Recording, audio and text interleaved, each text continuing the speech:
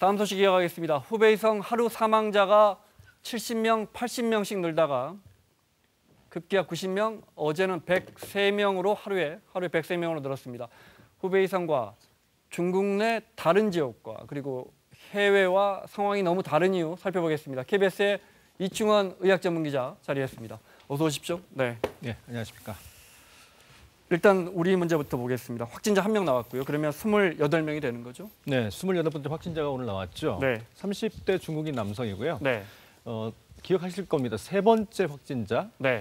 접촉한 지인이라고 합니다. 네. 우리가 기억을 더듬어 보면 세 번째 확진자가 동선이 좀 강남 식당에 그 네, 그렇죠. 6번 환자에게 네. 감염됐었는데. 근데 22번째, 그러니까 네. 1월 22일 또 1월 24일 이 여성이 성형외과를 방문했고 네. 그때 세 번째 환자가 성형외과를 방문했으니까 네. 마지막 접촉일이 1월 24일입니다. 네. 그때부터 14일을 격리하니까 보면 네. 2월 8일이 마지막으로 격리하는 날인데 네. 2월 8일 날 검사를 시행을 했죠. 그런데 검사 결과가 애매하게 나왔습니다. 음성과 양성이 걸쳐 있었어요. 네. 그래서 2월 9일, 2월 10일 날 또 검사를 했는데 검사 결과가 또 애매하게 나왔어요. 네. 마지막 검사에서도 애매하게 나왔지만 양성에 가깝다. 그래서 오늘 확진 판정을 내린 겁니다. 그러면 그 코로나 바이러스 잠복기가 한 14일 최장, 보통은 한 3, 4일 만에 나타나는데 네. 이분은 그 남성과 같이 생활하고 20 며칠이 지나서 어떻게 발병하느냐 했는데 그게 아니고 그 전에 발병했는데 아마 말씀하신 것처럼 여러 가지 가능성이 있습니다. 네. 생각을 해보면 이분이 이제 14일이 지났으니까 그때 네. 퇴원을 하려고 검사를 받았는데 그때 바이러스가 약간 남아있는 거잖아요. 네. 있는 듯 없는 듯. 네.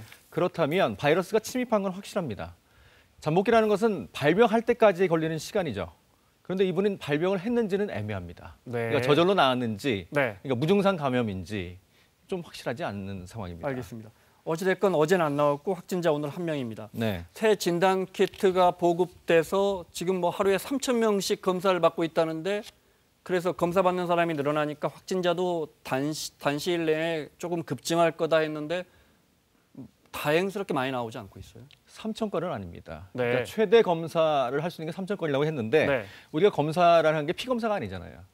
이거는 목하고 또 가래 검사까지 해야 되는데 처음에는 이제 검체를 받는 분들이 좀 힘들어요. 네.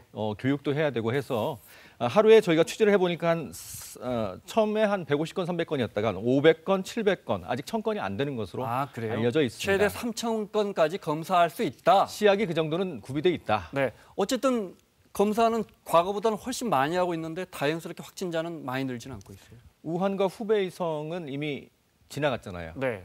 잠복기도 지나갔고 지금 검사하시는 분들은 중국 다녀오신 분들인데 네. 그렇다면 확진자, 그러니까 의심자의 숫자는 좀 적다고 볼 수 있죠.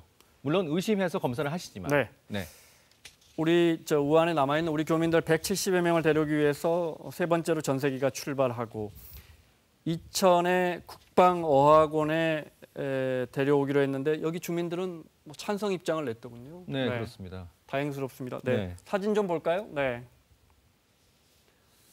이 사진은 뭔가요? 네, 아마 주민들 상대로, 이천 주민들 상대로 네, 설명하고 있는 것 같고요.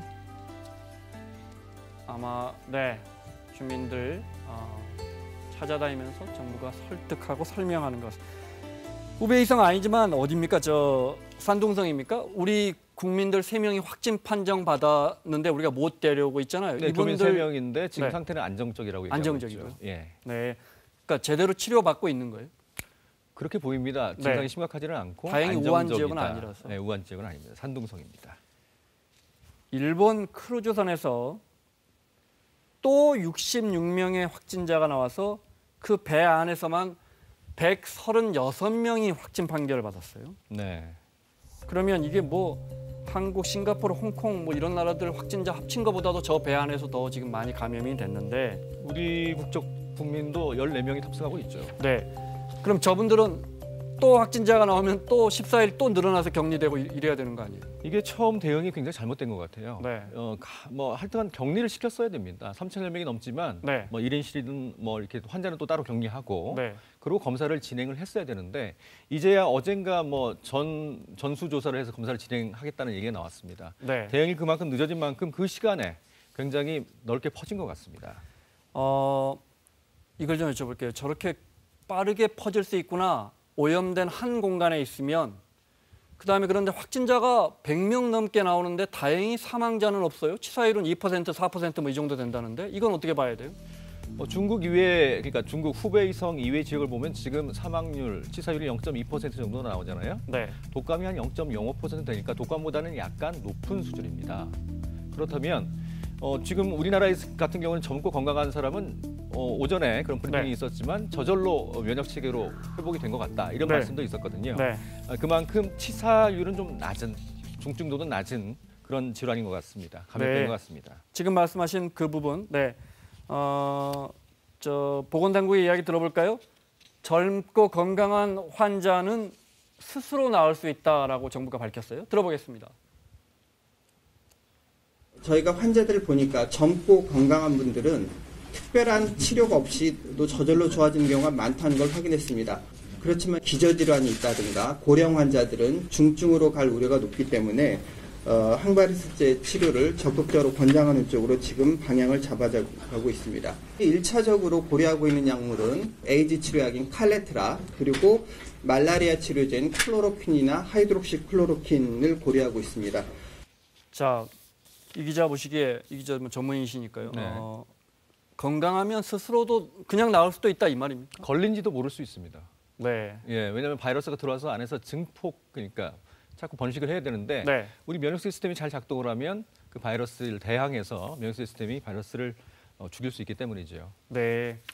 처음에 우리가 걱정했던 것보다는 치사율 면에서는 그보다는 덜한 질병으로 입증되고 있다 이렇게 이야기해도 되겠습니다. 네, 지금까지는 그렇습니다. 대신 전파력은 생각보다는 좀 센 것 같습니다. 네, 알겠습니다. 여기까지 듣겠습니다.